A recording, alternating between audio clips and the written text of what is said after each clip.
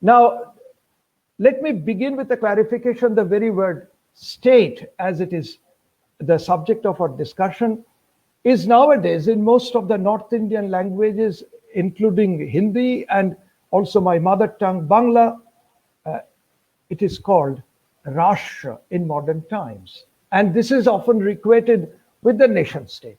Now, the word Rashtra is of a very old usage, available to us right from the later Vedic texts. If we equate the term Rashtra with a modern nation state, does it mean that the very use of the term Rashtra in remote times lead us to think that the idea of a nation state was already German in early Indian thought? Now, this is a major problem.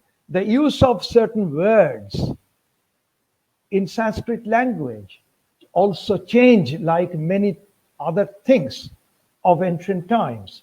The term Rashtra in the earlier texts, remote texts of Sanskrit texts, remote times, never stood in the sense of what we mean by a very complex sovereign polity, what we call state nowadays.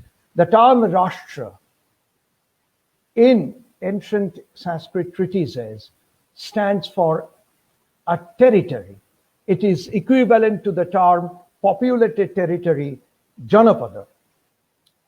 You will find that's why the term Rashtra, when we say Rashtrakuta, it does not mean the head of the state. It means a political power that was a master over a particular territory. Take, for example, the term Rashtra will figure as one of the elements of the state in Manu Samhita. The term Rashtra will figure as one of the heads of revenue in the Kautilya Arthashastra.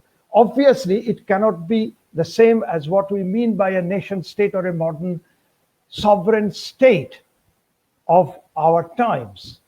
It's a Sanskrit word, but with a completely different meaning nowadays, and the change of connotations of the earlier times need to be taken into account.